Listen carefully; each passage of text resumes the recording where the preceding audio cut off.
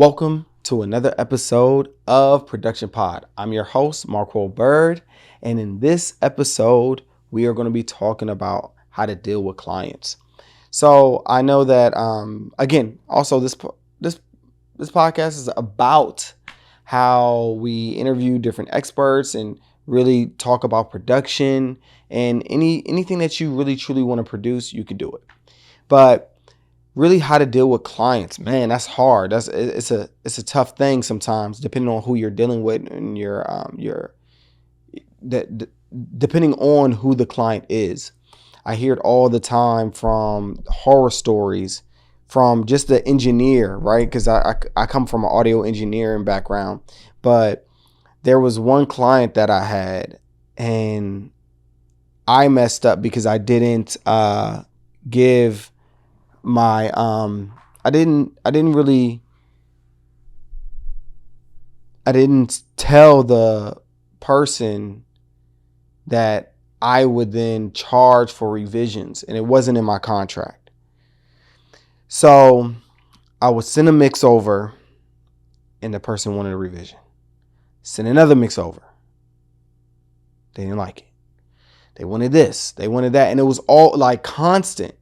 And I'm like, at this point, I don't even want to do this work anymore. I don't even want you as a client because now I feel like you're being ungrateful, and mind you, I'm like sending all of these tracks and, using external plugins and all of these things that could be expensive.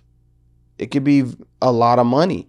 And I'm giving this person all of these things, trying to get, do my best in it. And it just was not working every time. It was something else.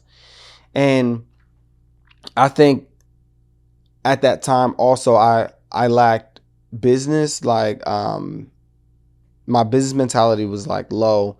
And I think all the way around, I just didn't prepare myself to deal with some difficult clients.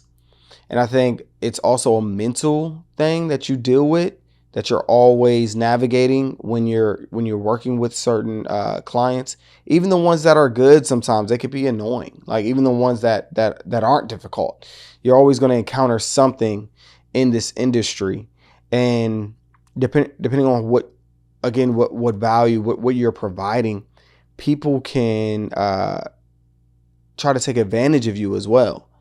So not to put your guard down at all, but something that helped me is agreements.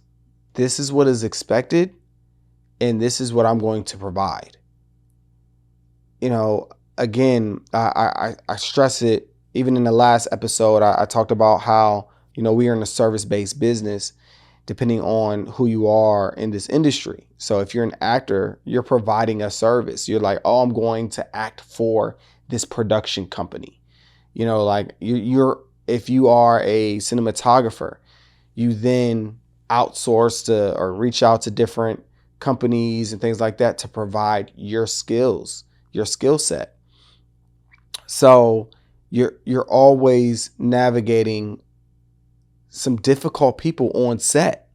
Some people are douchebags, especially in production. They feel entitled, some form of entitlement. And you're dealing with fake people in LA and Hollywood and all of these different people that you're going to, even on a local and community level, you're going to deal with it. And people sometimes could just make it so hard. But that's why I keep God first, because that's literally my protection. That's my security. That's my foundation. And sometimes you really need that. And don't allow yourself, make sure that you know the boundaries and let them know too. Hey, I noticed that you called after 7. I don't take any calls after this time. Going forward, understand that you have to call me between these times. Even have it in your voicemail. Don't answer text them and say, hey, I can't answer your call. I'm doing something right now. I can call you on Monday morning at 9 a.m. when I take my calls. You can then let them know. Just, you have to set those boundaries. And I think follow-up is the best thing too. And one of my episodes, I also talked about how I had to think about if someone would like hire me, right? Like, would you hire you?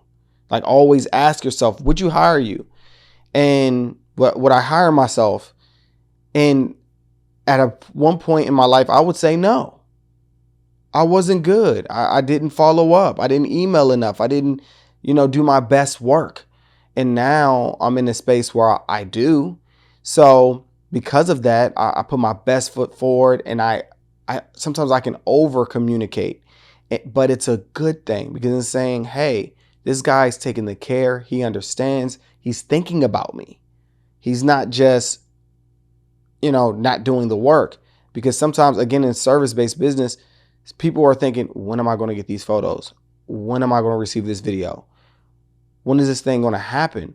And I think that if you're always like, hey, giving an update, hey, this week is editing week, this week is reviewing week. Hey, I noticed that you didn't send me any reviews. Is everything good? Did you like the edit? Okay, great. I'm looking forward to closing this deal out, closing this project out, and just really having that communication with your clients. And sometimes that could be even overwhelming. So sometimes you need to outsource. Maybe you need to hire someone just for that, just so they can, give those calls, those courtesy emails that you don't have the time for because you're glued to the screen editing.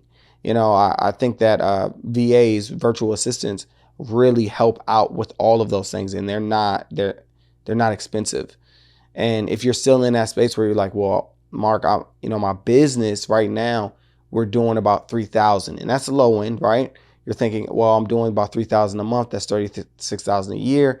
I don't know if I can dedicate, $600 to $1,000 to a VA. But if you actually look at how much time you're spending, and you think about, hey, you know what, maybe if I did, take a little loss, a little wiggle room, I could then get to the other edits. I could then get to more clients, to grow your business, to really, so that way you can step away. I think we get into business sometimes and we think that we can't be replaced. It's not true. 2, I think that we get into business sometimes because we just don't want to listen to anyone. We're like, hey, you know what?